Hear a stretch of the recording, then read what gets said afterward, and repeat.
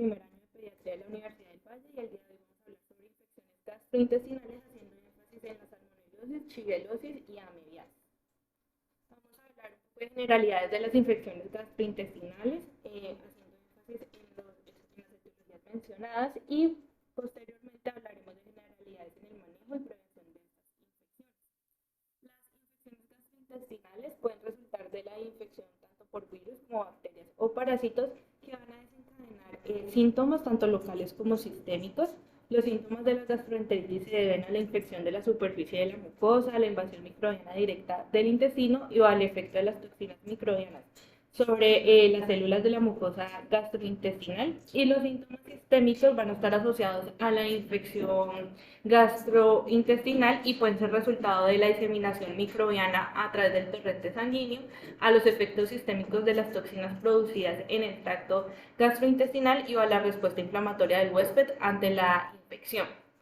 Los patógenos entéricos van a transmitirse con frecuencia a través de alimentos o agua contaminados. Algunos van a tener dosis infectivas bajas, por lo tanto también van a ser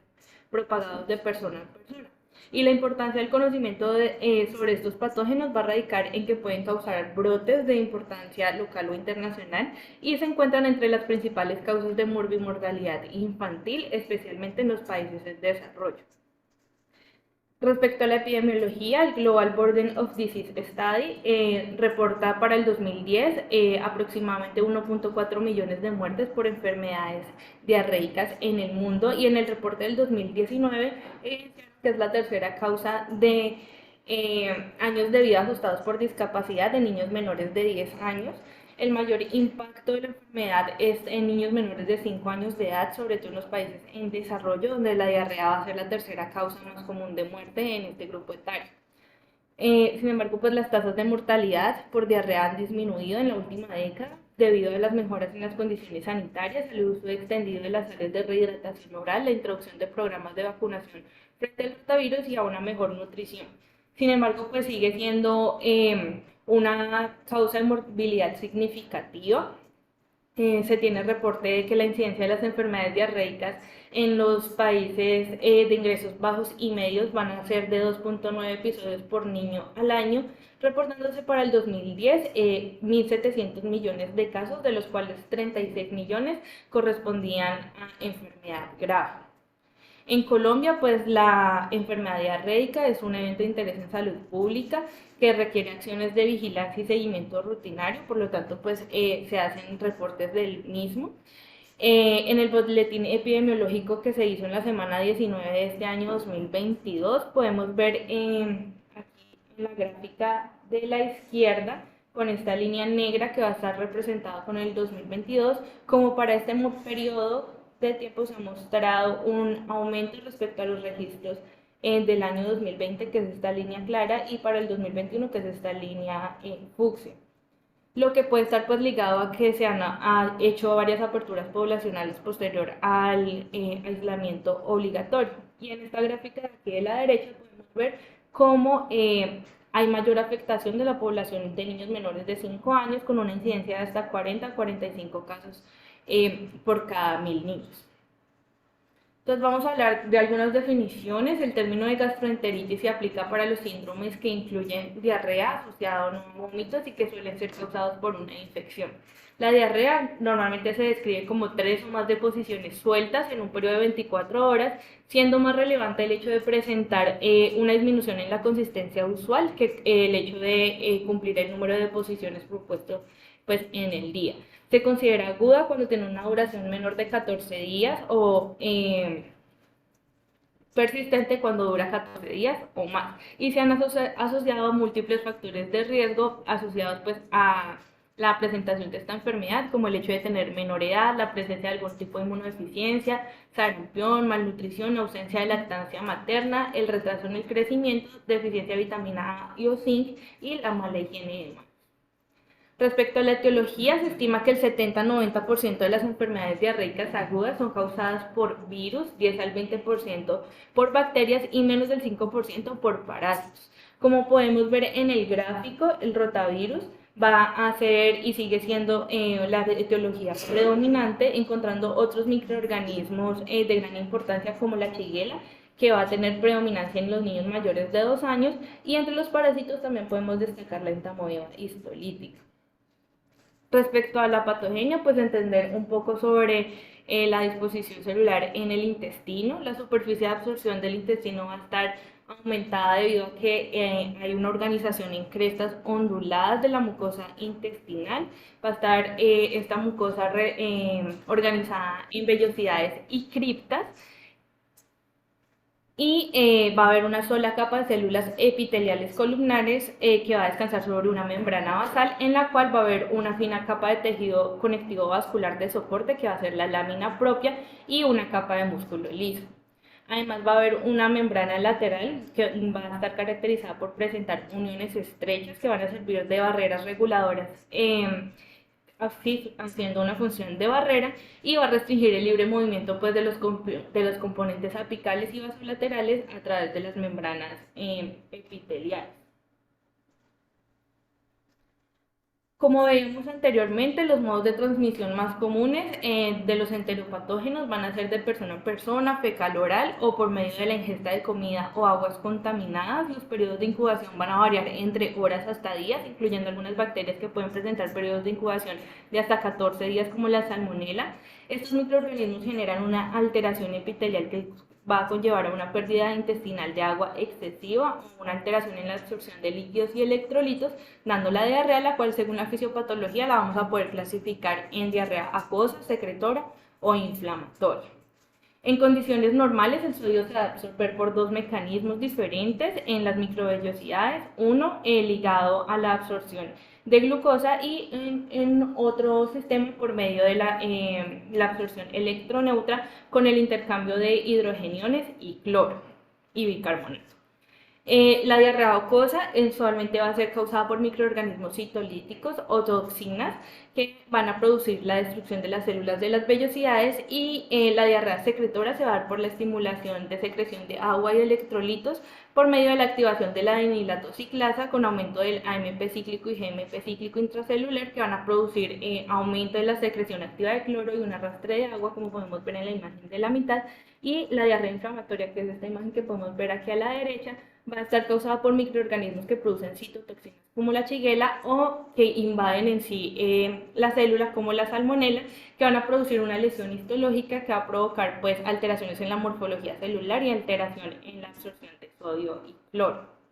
Para ver un poco más a fondo los mecanismos por los cuales los patógenos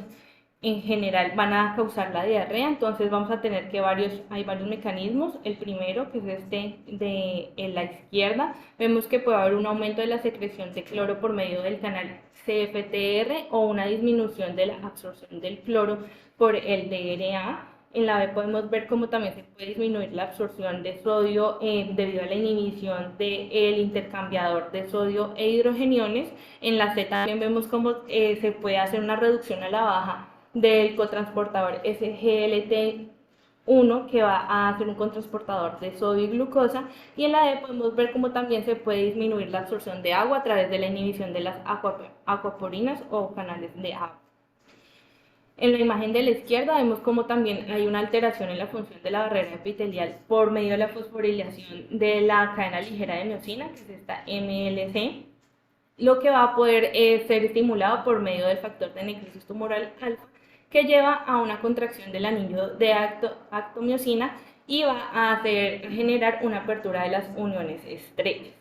También aquí en la imagen F y G podemos ver también que hay una alteración directa de las proteínas de las uniones estrechas, que son estas TJ, y lo que van a hacer es que van a interrumpir la función de barrera de estas uniones, y también van a producir una señalización proinflamatoria por medio de los toll-like receptors por parte de los ligandos bacterianos, haciendo pues que se genere toda una cascada inflamatoria y aumento pues de la AMP, que va a aumentar la producción, la secreción de cloro, y por tanto pues va a producir diarrea. La mayoría de las manifestaciones clínicas y de los síndromes clínicos de la diarrea van a estar en relación al patógeno, a la dosis o inóculo del mismo, y si hay o no algún tipo de complicaciones como la deshidratación o algún desequilibrio electrolítico. Podemos hacer un diagnóstico diferencial de la etiología de la infección dependiendo pues, de la clínica. Cuando el paciente presenta una diarrea posaguda caracterizada por deposiciones líquidas, hiporexia, vómito, fiebre y dolor abdominal, esta suele ser presentada por virus como el rotavirus, norovirus o adenovirus, por bacterias no invasivas como la E. coli enterotoxigénica, la Salmonella notifi o el Campylobacter. Cuando el paciente presenta disentería, caracterizado por deposiciones con sangre, fiebre y apariencia tóxica, va a estar producido generalmente por bacterias como Shigella o coli enteroinvasiva, Salmonella o Campylobacter, y cuando la etiología es parasitaria, las deposiciones suelen ser explosivas con moco, tenesmus y síndrome de mala absorción. Respecto a la clasificación de la severidad, entonces encontramos la escala de Vesicari, que consta de 7 variables en las cuales encontramos la duración y frecuencia de las diarreas y vómitos, el nivel de temperatura de la fiebre, el nivel de atención en salud que requiere el paciente y si necesita rehidratación o no endovenosa. Vamos a dar una puntuación entre 0 a 8, 9 a 10 u 11, que va a corresponder a leve, moderada o grave respectivamente. Se demostró que esa puntuación se correlaciona significativamente con el grado de deshidratación, el requerimiento de hospitalización y el ausentismo laboral y escolar, por lo que se concluye que pues, es una herramienta fiable para evaluar la gravedad global en una gastroenteritis. La clínica pues, es primordial y es el eje central en el diagnóstico de las infecciones intestinales. Sin embargo, pues, respecto al diagnóstico etiológico, el cultivo es el principal método para este diagnóstico. Se hace en medios indicadores especiales como el agar-McConkey, que se va a usar para hacer el aislamiento de especies gram negativas y va a estar basado en la diferencia de que si fermentan o no fermentan lactosa, como podemos ver en este ejemplo de aquí, donde las bacterias que son fermentadoras de lactosa, como por ejemplo la Klebsiella, van a dar esta tensión rosada y los que no son fermentadoras de lactosa, como son la Salmonella y la Shigella, van a dar esta tensión amarilla. También tenemos una mejor comprensión de las bases moleculares y genéticas de los factores de virulencia que han permitido desarrollar técnicas de inmunodiagnóstico y análisis directo de ácidos nucleicos, tanto para genes de toxinas como adhesinas, invasinas o algunos otros antígenos. También tenemos la serología y la capacidad de hacer pues, PCR multiplex o field array.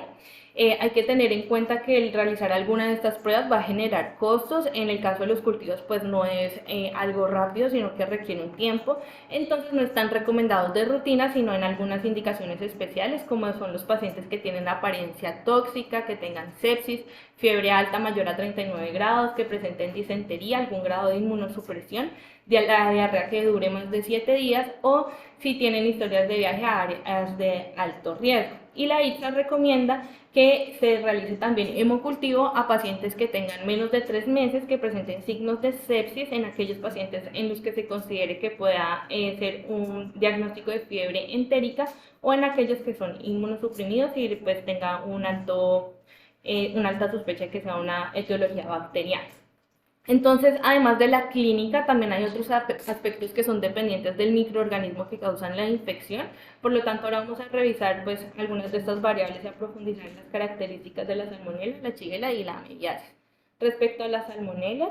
estos son bacilos gram negativos móviles, no encapsulados, sino formadores de esporas. Crecen en condiciones aerobias y también lo pueden hacer de manera anaerobia facultativa, van a ser resistentes a muchos agentes físicos, pero sí pueden ser destruidas con calentamiento. Van a poder ser destruidas con un calentamiento mayor a 54.4 grados centígrados por 1 hora o mayor a 60 grados centígrados durante 15 minutos. A temperaturas ambiente o a temperaturas bajas van a ser viables, pueden ser viables durante días o incluso semanas en aguas residuales, restos de comidas, preparados farmacéuticos o en la materia fecal.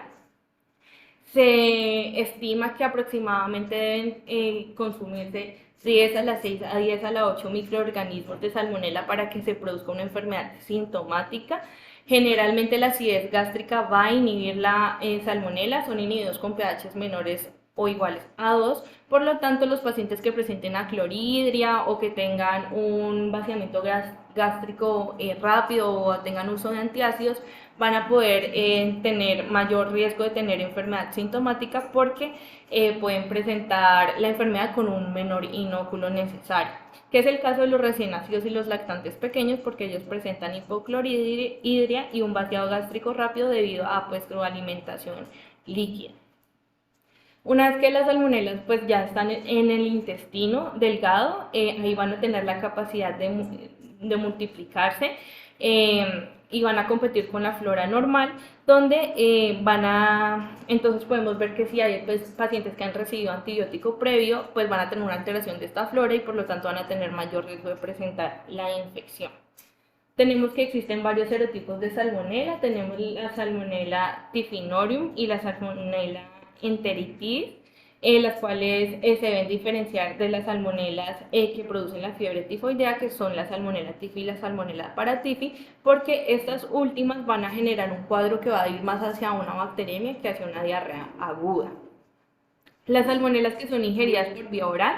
y pueden sobrevivir al pH del estómago, van a evadir las defensas del intestino delgado hasta poder acceder al epitelio. Van a hacerlo de modo preferencial por medio de las células M, donde van a ser transportadas hacia las células de los linfoides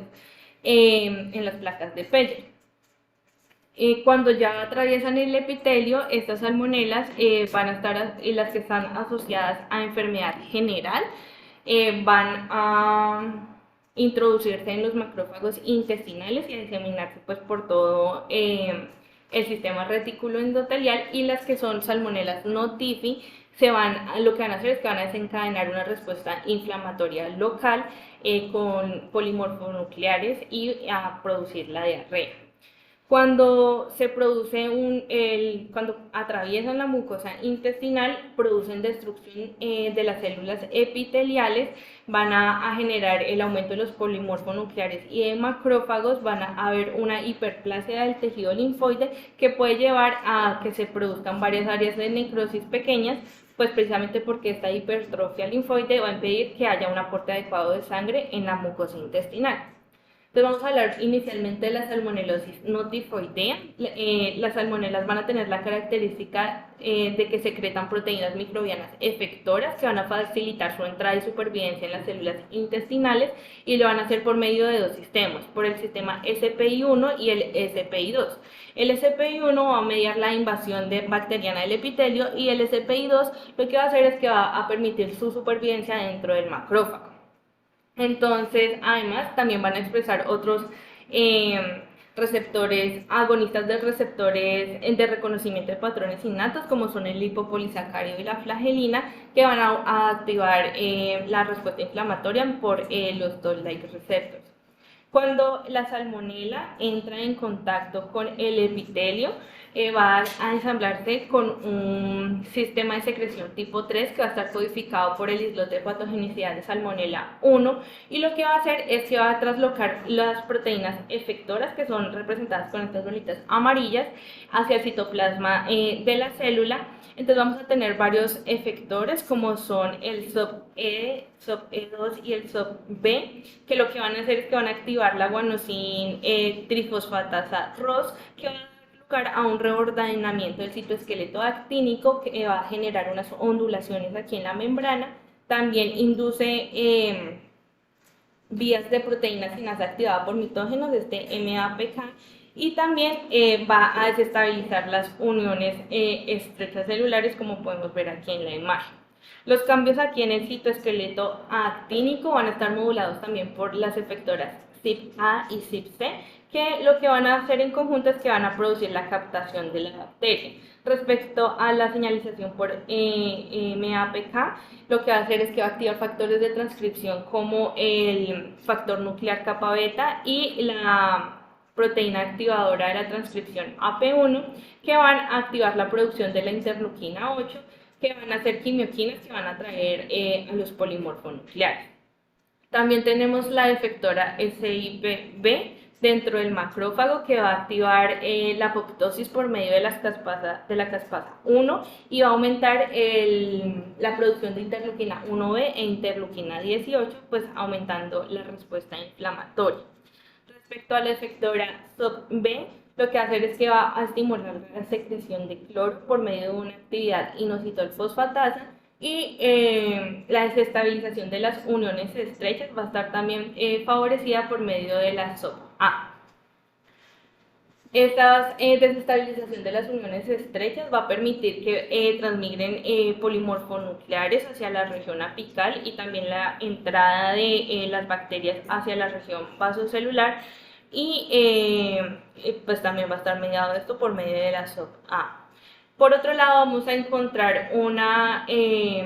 producción de la STP que va a disminuir va a volver a reorganizar la actina, va a inhibir el MAPCAG, por lo tanto se disminuye la producción del factor de nuclear capa beta y también el SSPH1 y AVRA también va a producir una inhibición del mismo, por lo tanto dando una menor modulación pues, de la respuesta inflamatoria. Cuando ya se internaliza la salmonela, por medio de la macropinocitosis que veíamos anteriormente, estas van a estar encerradas en un fagosoma grande, el cual se va a unir o fusionar con un lisosoma que va a producir la acidificación de este fagosoma, se va a encoger hasta que se adhiere alrededor de la bacteria y entonces se va a denominar BCS, el cual va a contener el marcador endocítico proteína de membrana asociada a lisosomas, que es el LAMP1, que está representado aquí en moradito. Entonces aquí vamos a tener el sistema SPI2, que es el que va a permitir la supervivencia del microorganismo dentro del macrófago. Va a hacer que se trasloquen proteínas efectoras dentro del macrófago. Va a haber las proteínas efectoras CYP-A y PIPB2, que lo que van a permitir es que se generen filamentos a lo largo de los microtúbulos, que son estos representados en verde, y van a regular también la acumulación de propulsores a través de los microtúbulos. Van a haber otras efectoras que van a hacer que se dirija el tráfico vesicular derivado desde el aparato de Golgi también hacia los microtúbulos y otras que generan el empaquetamiento de los mismos con tal de aumentar la supervivencia del microorganismo dentro pues, de la célula. La interleuquina 12 y el interferón van a ser los encargados de la restricción de la diseminación sistémica de la Salmonella notifi y van a haber personas que van a desencadenar pues diseminación en sí y hay unos factores del huésped que van a hacer que predispongan al mismo para que desarrollen la enfermedad sistémica por la Salmonella notifoidea, como son los niños menores de 3 meses que tengan algún tipo de inmunodeficiencia, ya sea primaria o secundaria, el hecho de tener anemia hemolítica, colagenosis vascular, enfermedad inflamatoria intestinal, acloridria, desnutrición, entre otros. En la clínica, la salmonela va a producir un síndrome gastroentérico por un mecanismo enteroinvasivo como el que veíamos anteriormente. La sintomatología es la de una gastroenteritis aguda banal después de un periodo de incubación de 6 a 72 horas con un promedio de 24 horas de incubación. Se va a instaurar de forma súbita un cuadro de náuseas, vómito, dolor abdominal espasmódico, de predominio periumbilical y en la fosa ilíaca derecha. La diarrea va a ser acuosa, de moderada a grave, en algunas ocasiones puede contener moco y también sangre. Una proporción de los pacientes puede presentar fiebre, aunque generalmente cuando son lactantes pequeños puede tener temperatura normal o incluso estar en hipotermia. Y en 2 a 7 días los niños sanos pues tienden a disminuir los síntomas con una prevalencia de mortalidad pues infrecuente. En general las heces tienden a contener sangre oculta y leucocitosis y leucocitos en las heces y en los niños que se les realice un hemograma pueden tener una leucocitosis leve. Sin embargo, pues como veíamos anteriormente, hay niños que tienen factores de riesgo para hacer un cuadro grave y diseminado. Entonces, en el caso de estos niños pueden presentar fiebres altas, cefaleas, somnolencia, alteraciones neurológicas, distensión abdominal. Cuando se produce esa bacteremia, las salmonelas se diseminan y también pueden producir infecciones supurativas en otros órganos, como son el hueso o las meninges, entonces puede producir osteomelitis o meningitis, entre otras alteraciones focales. Entonces, las complicaciones, como vemos, pueden ver asociadas a menor edad, el hecho de tener inmunosupresión o una disfunción en el sistema retículo endotelial. Entre las principales complicaciones que hay son la deshidratación, osteomelitis, meningitis, artritis reactiva predominante en niños adolescentes que tengan HLA-27 positivo. También hay niños que pues, pueden presentar megacolos tóxicos, sepsis y muerte. Son en sí pocas las características clínicas que son específicas de la gastroenteritis por salmonela y que la permitan diferenciar en sí de otra etiología bacteriana. El diagnóstico definitivo se hace con la correlación clínica de la presentación, el cultivo y la identificación de salmonelas, ya sean heces u otros líquidos corporales, en los pacientes que tengan focos supurativos, como veíamos anteriormente en hueso o en meninge, siempre se tiene que hacer la punción para intentar hacer el aislamiento también del microorganismo desde ese tejido. El medio que se usa, como veíamos anteriormente, en las heces tiene que ser medio selectivo más conqui, entre otros medios selectivos, para pues generar su aislamiento. Y hay otros métodos diagnósticos con los que contamos. También está la aglutinación en látex y la inmunofluorescencia. Y también permite realizarse la serología rápida pues, para poder determinar si hay presencia de este microorganismo o las PCR en sangre. Respecto al tratamiento, pues además de todo el manejo sintomático y las medidas de mantenimiento en una gastroenteritis, en la gastroenteritis por salmonela, los antibióticos no se recomiendan de rutina porque pueden suprimir la flora intestinal normal y prolongar la excreción de salmonela en heces. Se recomienda realizarlo en niños menores de 3 meses, en niños que tengan inmunodepresión o tengan acloridria, ya que ellos tienen mayor riesgo de generar una bacteremia. Y se recomienda que sea en primera línea con ceftriaxona de 50 a 100 miligramos kilo día, y tenemos otras opciones terapéuticas como la citromicina, ciprofloxacina, trimetoprim o cefotaxima. La mayoría de los niños que son sanos van a tener una recuperación completa. Sin embargo, hay niños que pues por desnutrición o que no reciben un tratamiento óptimo pueden tener una diarrea complicada. Se considera que hay una excreción de salmonela en las heces aproximadamente durante 5 semanas posterior a la infección, y hay niños que pueden presentar un estado prolongado de portador, aunque es infrecuente en pediatría, siendo en menos del 1% de los niños, y se ve relacionado con inmunodeficiencias o alteraciones en la vía biliar. Respecto a la fiebre tifoidea, entonces esta es causada por la salmonela entérica de la serovariedad tifi, y también por la paratifi, que puede ser A, B o C. Y uno de los productos génicos que son más específicos de este microorganismo es la cápsula polisacárida B, que pues va a ser un gran factor de virulencia y va a estar presente en el 90% de las salmonelas tifi aisladas. Y va a ser como el responsable de que no se dé de que pues permita que se dé esa diseminación del microorganismo. Los estudios han establecido que la dosis infectiva del microorganismo es de 10 a las 5 a 10 a las 9 microorganismos para que se dé la enfermedad. Tiene un periodo de incubación de 4 a 14 días dependiendo de la dosis de inoculación. Y después de que se ingieren las bacterias, estas bacterias van a atravesar la mucosa intestinal en el ilion terminal, posiblemente también a través de las células M, pero también lo podrían hacer a través del mismo enterocito o por medio de una vía paracelular. Cuando ya, bueno, y la salmonela tifi también se va a adherir al epitelio, al igual que la salmonela no tifi, por medio pues, de las microvellosidades y por medio de la micropinocitosis va a entrar hacia la célula epitelial.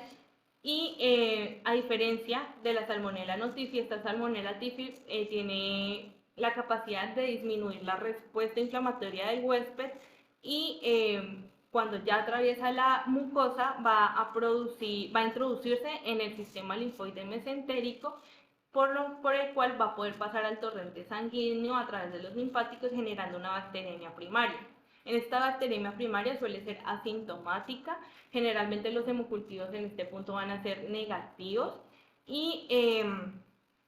Las bacterias lo que van a hacer es que cuando están aquí en la sangre se van a diseminar por todo el cuerpo colonizando pues el resto de órganos del sistema retículo endotelial y ahí se van a replicar dentro de los macrófagos. Después de esta replicación lo que hacen es que van a ser devueltos los microorganismos a la sangre en donde van a generar una bacteremia secundaria y van a generar toda la respuesta inflamatoria tanto en la mucosa intestinal como en el resto del cuerpo. Eh, sí, y ahí es donde se genera pues en sí la enfermedad y se ha visto también que la Salmonella typhi pues es productora de la toxina, de una toxina que puede ser clasificada en dos subunidades. Dos subunidades A, que son la PLTA y la CDTB, y una subunidad B, que también va a generar alteración a nivel celular con detención del ciclo celular. La fiebre tifoidea pues se suele manifestar con fiebre asociada a otras manifestaciones como son las mialgias, el dolor abdominal, la hepatosplenomegalia, anorexia. En niños menores de 5 años suele ser más grave, tiene mayores tasas de complicaciones y de mortalidad, puede generar coagulación intravascular diseminada. En la clínica de la fiebre tifoidea, la fiebre se puede elevar de forma gradual, sin embargo, pues el ascenso clásico como en escalera no es tan frecuente como se ha reportado pues, en los libros. Alrededor del 25% de los pacientes pueden presentar exantema maculoso o maculopapuloso, como lo podemos ver aquí en la imagen, el cual aparece hacia el séptimo o décimo día de enfermedad y va a durar aproximadamente 2 a 3 días. Aparece como lesiones, aproximadamente 10 a 15 lesiones a nivel inferior del tórax y también del abdomen. Y en el caso de los niños que no tengan complicaciones, tanto los síntomas como los signos se van a resolver hacia la segunda o cuarta semana de enfermedad. Como digamos, es una enfermedad sistémica, por lo tanto puede tener alteraciones a todo nivel pues, general. Podemos ver que los niños tienen complicaciones como la encefalopatía, meningitis, pueden tener otras alteraciones neurológicas, endocarditis, miocarditis, pericarditis, neumonía, osteomielitis, infecciones del tracto urinario, abscesos musculoesqueléticos o también pueden presentar síndrome hemofagocítico. Perdón. Respecto a los exámenes paraclínicos, en el 40-60% de los pacientes suelen tener hemocultivos positivos en la fase inicial de la enfermedad. Los urocultivos y coprocultivos suelen ser positivos después de la primera semana. El resto de pruebas de laboratorio suelen ser inespecíficas, se puede presentar leucocitosis. Sin embargo, este aumento de leucocitos va a estar bajo a comparación del nivel de fiebre que presenta el paciente. Los niños también pueden presentar trombocitopenia y de pruebas de función hepática, sin embargo es raro que lleguen a presentar una falla hepática en sí. También podemos encontrar la prueba de Widal, que lo que va a hacer es que va a medir los anticuerpos producidos contra los antígenos O y H, que son característicos de esta bacteria gram negativa. Sin embargo, van a tener baja sensibilidad y especificidad en zonas endémicas porque pueden dar muchos falsos positivos y negativos. También hay antígenos específicos y también se puede aislar la salmonela por medio de las pruebas moleculares. Respecto al tratamiento, entonces está todo el manejo de mantenimiento, es importante brindar manejo antipirético también a los pacientes. Y respecto al antibiótico está recomendado como primera línea el uso de ceftriaxona, ya que tiene mayores tasas de curación con respecto a los otros antibióticos. Se ha visto que el 2 al 4% de los niños pueden presentar recidiva de la enfermedad y menos del 2% pueden tener un estado de portador crónico, el cual se define como excreción del microorganismo por más de 3 meses después de la infección. Además de todas las medidas de prevención que podemos tener para las infecciones intestinales, que las vamos a ver hacia el final de la exposición, específicamente para salmonela se han desarrollado 3 vacunas. Una que es inactivada, que se ha visto que tiene muchas reacciones adversas, por lo cual ya pues salió del mercado. Y hoy en día contamos con otras 2 vacunas específicas, que es la viva atenuada, que se da vía oral, tiene un 67-82% de eficacia durante 5 años. Y también tenemos una polisacárida capsular de la cápsula B que veíamos anteriormente, que se puede dar en niños mayores de 2 años, tiene una eficacia de hasta 70-80%, pero se tiene que reforzar cada 2 años. Y no están indicadas pues de rutina tampoco. Ahora vamos a hablar sobre la chiguela. Entonces, la chiguela produce una disentería bacilar, va a estar producida por 4 especies, la chiguela Dicentirae, Flexneri, Boydii, Ozonei. Se ha establecido que pues esta clasificación de las especies es importante porque tienen distinta distribución geográfica y sensibilidad a los antibióticos. Se calcula que más o menos de 80 a 165 millones de casos en el mundo se dan por año de shigellosis, con alrededor de 1 millón de muertes, de las cuales el 70% de los casos se van a presentar en niños menores de 5 años y el 60% de las muertes van a ser también en niños menores de 5 años. Se ha visto que es poco frecuente la infección en niños menores de 6 meses, lo cual puede estar asociado a que se ha visto que en las zonas endémicas la leche materna de las mujeres que viven ahí tiene anticuerpos contra los antígenos de este microorganismo, pues lo cual podría explicar en parte que pues, estos niños no presenten tanto la infección. Tiene una dosis infectiva muy baja, de solo 10 microorganismos son necesarios para producir enfermedad, a comparación de la otra que digamos que es 10 a la tanto, esta solo con 10 que se consuman ya puede producir enfermedad y por lo tanto también se puede propagar rápidamente de persona a persona. La shigella, a comparación de la salmonela, sí puede sobrevivir al pH ácido del estómago, va a ir hasta el colon, donde va a ser su órgano diana, va a compartir varias rasgos de virulencia con la salmonela, los que veíamos anteriormente, va a generar unas proteínas reguladas por temperatura, que a temperatura corporal van a generar invasión y destrucción celular. También a través del sistema de secreción tipo 3, que el mismo que usaban la salmonela, va a producir también el paso de proteínas efectoras hacia el citoplasma, y también se ha visto que pueden atravesar la barrera a través de las células M y llegar hacia los macrófagos residentes. Y en los macrófagos van a producir la apoptosis acompañando pues toda una respuesta proinflamatoria. Y cuando ya estos microorganismos quedan libres, van a producir la invasión otra vez de la célula a través de la capa vasolateral y van a migrar hacia otras células a nivel lateral, produciendo pues toda una alteración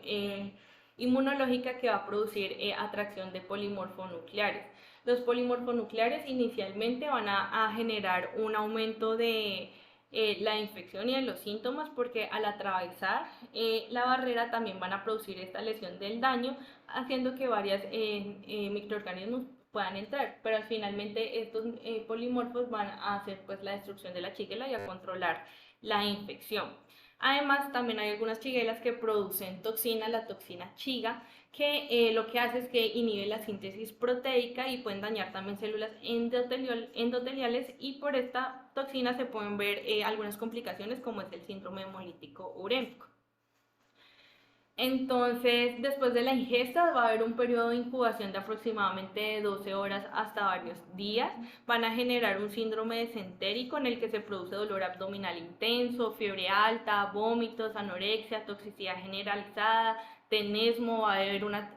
defecación dolorosa. La diarrea puede ser acuosa, de gran volumen al inicio, y posteriormente va a ser de menor volumen pero con deposiciones más frecuentes, mucoides y con sangre. Puede producir una deshidratación grande debido a pues, la cantidad de vómitos y de deposiciones. Suele durar de 7 a 10 días y solo aproximadamente 10% de los pacientes presentan una diarrea prolongada, que se suele asociar a factores de riesgo como la inmunodeficiencia. También los niños pueden presentar signos neurológicos. Los signos neurológicos son la manifestación extraintestinal más frecuente, con un reporte de aproximadamente 40% de niños hospitalizados que pueden presentarlos, y se ven relacionados principalmente con alteraciones hidroelectrolíticas. Antes se creía que podía ser la toxina, pero pues se ha visto que realmente es más como por las alteraciones electrolíticas y por el estado proinflamatorio que está teniendo el paciente. Además, la toxina chiga va a generar, como digamos anteriormente, trombosis capilar e inflamación de la mucosa colónica, lo que puede dar colitis hemorrágica, y pues por la alteración a nivel capilar también puede producir el síndrome hemolítico urémico. Los datos pues, que ayudan a apoyar el diagnóstico son el hecho de encontrar sangre y leucocitos en las heces, que van a confirmar pues, la existencia de que hay colitis. También a nivel de sangre periférica se puede encontrar leucocitosis, pero hay niños que también pueden presentar leucopenia o reacciones leucemoides, tienden a tener desviación a la izquierda. El coprocultivo pues es como el gol estándar, también se hace con el medio McConkey, que son medios u otros medios selectivos, y se pueden hacer pruebas moleculares también en sangre o en heces. El tratamiento de mantenimiento, como en todas las enfermedades intestinales, respecto al antibiótico, la primera línea recomendada es citromicina en caso de niños que estén graves o requieran hospitalización, ceftriaxona, y tenemos algunas otras pues, oportunidades de manejo. Hay, como podemos ver aquí, son muchísimas las complicaciones que pueden dar secundarias a una infección intestinal por Shigella, pero pues una de las que más nos importan es el síndrome hemolético urémico, que va a ser un conjunto de signos y síntomas que se va a caracterizar por la presencia de anemia hemolítica, microangiopática, trombocitopenia e insuficiencia renal aguda, siendo una de las principales causas de insuficiencia renal aguda se da cuando está relacionado con Shigella, por la Shigella disentería tipo 1 en niños menores de 2 años principalmente, y cuando se da por Shigella suele tener una mayor mortalidad y riesgo de progresión a enfermedad renal crónica o hipertensión que cuando se presenta por E. coli productora de toxina Shiga.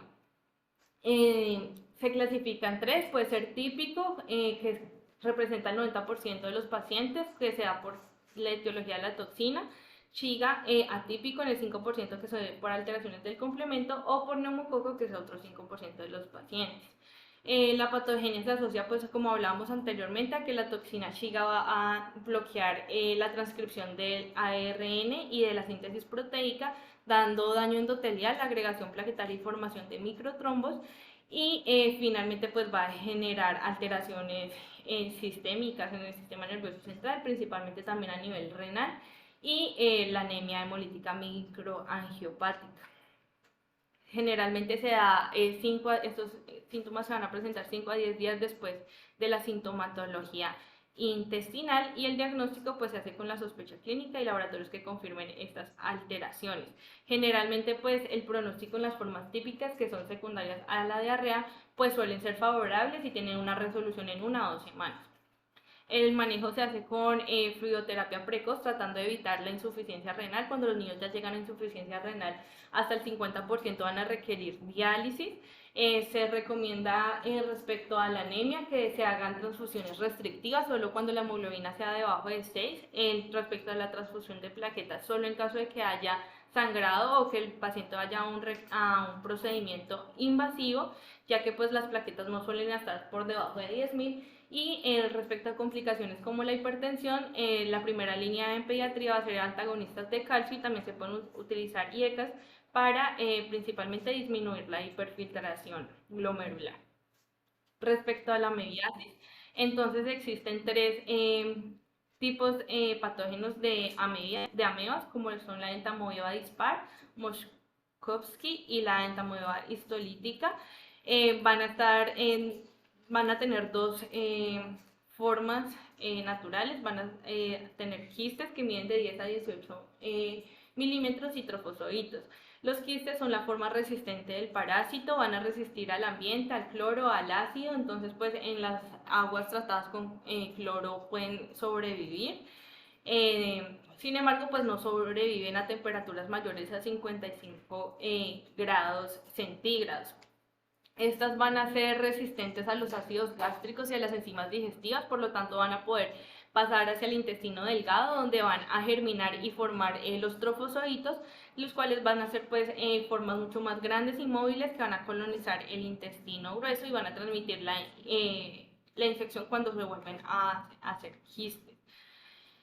Se estima que la infección por entamoeba histolítica afecta aproximadamente 50 millones de casos de enfermedad sintomática, produce 40.000 a 110.000 muertes al año, es la segunda causa parasitaria de muerte a nivel mundial después de la malaria. El 4 al 10% de los individuos infectados por este parásito pueden desarrollar colitis amebiana, y menos del 1% de los pacientes presentan enfermedad diseminada, incluidos los abscesos hepáticos a medianos. Las vías más frecuentes de invasión son el hecho de tomar alimentos o agua contaminada. También se pueden pasar entre personas por medio del contacto fecal-oral. El ciclo vital es simple, pues se presentan en quistes como veíamos anteriormente, que son resistentes, y cuando son excretados en las heces son estas las formas que pueden ser infectantes. Estos quistes van a tener 4 núcleos visibles y de cada quiste van a salir aproximadamente 8 trofozoitos, que pues son más grandes y móviles. Estos trofozoitos van a ser los responsables de la invasión y destrucción del tejido en el intestino, y van a ser también los responsables de la resistencia a la lisis mediada por el complemento. Cuando se adhiere el trofozoito en la mucosa intestinal, lo que va a hacer es que va a generar citolisis y apoptosis por medio de ameoporos que van a generar la entrada masiva de calcio, y también por medio de fosfolipasas y hemolicinas que van a permitir pues la entrada de la entamoeba hacia el intestino. Ahí los trofocitos se van a multiplicar y se van a diseminar por debajo del epitelio intestinal, y van a producir úlceras que sí van a ser sangrantes, y pues le da como la característica en sí al cuadro clínico posterior. Entonces pueden dar el espectro clínico puede ser muy grande, puede tener excreción asintomática, se puede dar también una enfermedad grave, sobre todo en niños menores de 3 meses, en embarazadas, aquellos que tienen malnutrición o se encuentran inmunosuprimidos. La colitis amebiana se caracteriza por tener durante 2 semanas aproximadamente posterior a la infección, o incluso hay pacientes que lo presentan meses después. Van a tener cólico, aumento de las deposiciones aproximadamente 6 a 8 al día, van a tener diarrea con tenesmo, y muchos van a tener sangre positiva, aunque no tengan sangre macroscópica en las heces, debido a que pues las úlceras que hablábamos anteriormente. También pueden producir ameomas y enfermedad extraintestinal que puede comprometer muchos órganos, entre esos pues el hígado. Cuando tenemos sospecha de que haya un absceso hepático, lo principal es que los pacientes presentan fiebre, dolor y distensión abdominal, hepatomegalia. En las imágenes podemos ver en la radiografía de tórax, como podemos ver aquí, una elevación del hemidiafragma, atelectasias o un derrame pleural. La ecografía es el gold estándar, tiene un valor predictivo positivo del 95%. Antes se hablaba de una imagen única hipoecóica, un absceso grande. Sin embargo, se ha visto que pueden haber abscesos múltiples, como en la imagen que vemos aquí. Y la TAC también tiene un valor predictivo positivo del 95%, porque pues tiene es más, sí, pero el problema es que pues con el ataque va a tener mayor costo, y también va a irradiar al paciente, lo que pues no lo harías con la ecografía. El diagnóstico, cuando se combina la clínica y la detección de antígenos, va a tener una sensibilidad y especificidad de hasta el 95%. Con la serología también tenemos una sensibilidad y de hasta el 70-90%. La más sensible es la hemanglutinación indirecta, y el examen microscópico de heces tiene una sensibilidad y especificidad de hasta el 60%, que va a aumentar hasta el 95% cuando se hacen 3 muestras seriadas, ya que la expulsión de los quistes puede ser intermitente. Respecto a las complicaciones, pues existen amplia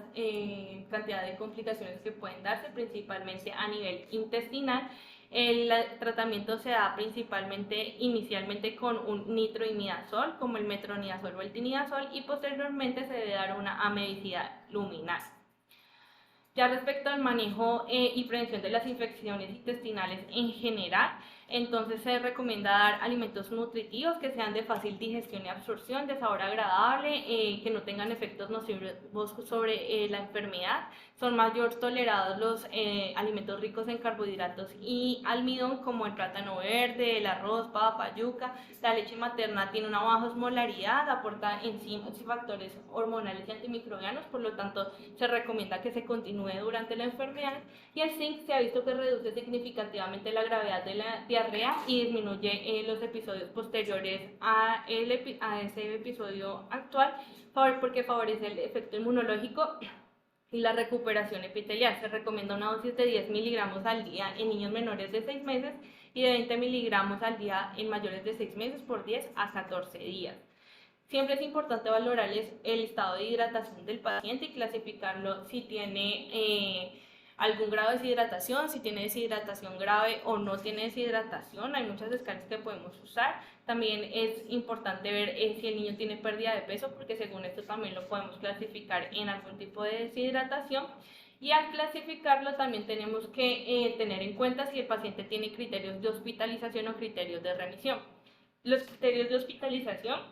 son aquellos pacientes que tengan deshidratación grave, signos de shock, alteraciones neurológicas, que los vómitos sean intratables o biliosos, que haya fracaso de la rehidratación oral, que haya sospecha de alguna afección quirúrgica o que en la casa no se pueda asegurar las condiciones de manejo seguro. Y los criterios de remisión para un lugar de mayor nivel de atención son en aquellos niños que se sospeche bacteremia o sepsis, que haya alguna enfermedad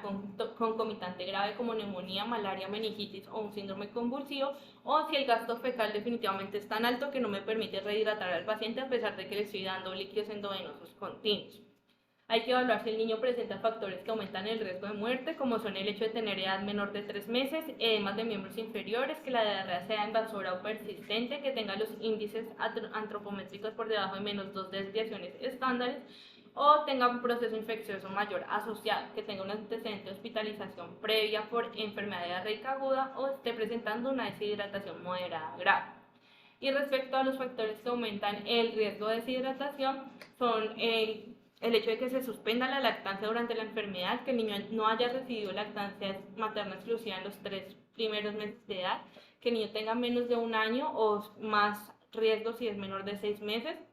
que tenga antecedente bajo peso al nacer, que haya presentado 10 o más deposiciones en el último día o más de 4 vómitos en las últimas 4 horas, si sus índices antropométricos se encuentran por debajo de las 2 desviaciones estándar, si hay hacinamiento en el hogar o falta de higiene o infección por rotavirus. Y los factores que aumentan el riesgo de tener una diarrea persistente son el hecho de tener ausencia de lactancia materna, que los índices antropométricos estén por debajo de menos 3 desviaciones estándar, que se haya usado antibióticos durante el episodio, que tenga inmunodeficiencias, que haya más de 10 deposiciones al día o presente deshidratación recurrente. En el caso de los niños que no tengan deshidratación, el manejo se puede hacer ambulatorio, se recomienda que se haga con sales de rehidratación oral,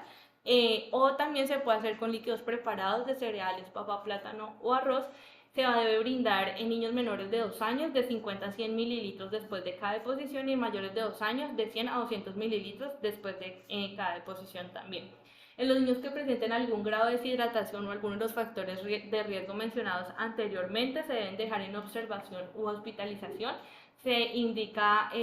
brindar sales de rehidratación oral de baja osmolaridad con una concentración de sodio de 75-84 milimoles litro, con una osmolaridad entre 240 a 250 miliosmoles. Se debe ofrecer de manera frecuente a libre demanda en cantidades pequeñas de 50 a 100 mililitros kilo en 2 a 4 horas, dependiendo pues del grado de deshidratación del paciente. En caso de que el niño tenga pobre tolerancia, también se podrían brindar a través de sonda nasogástrica y es muy importante que a estos niños se haga monitorización cada hora del manejo. Se considera fracaso del manejo de rehidratación oral cuando el gasto fecal es tan alto que no va a permitir la hidratación del paciente, cuando la ingesta del suero es insuficiente o tiene vómito incoercible. Las guías recomiendan que los niños que presentan muchos vómitos se pueden manejar con ondansetron, es como el medicamento recomendado. En caso de que sea vía oral, el niño que pese menos de 15 kilos se les da dosis de 2 miligramos y si pesa de 15 a 30 kilos, dosis de 4 miligramos vía oral. En caso de que sea endovenosa, 0.15 miligramos kilo. Ya el niño que tenga deshidratación grave o indicación de líquidos endovenosos, las indicaciones son el hecho de que tenga alteración del estado de conciencia, una deshidratación grave, diarrea de alto gasto que se define como más de 10 cc kilo hora o más de 2 deposiciones en 1 hora o más de 10 en 24 horas o 4 en 4 horas, que presenta distensión abdominal con hilio paralítico o obstrucción intestinal, pues porque no le puedo dar vía oral, que haya fracaso de la terapia oral o persistencia de vómitos, que se definen como 3 vómitos en 1 hora o 4 en 4 horas, o pues si presenta algún otro grado de alteración neurológica.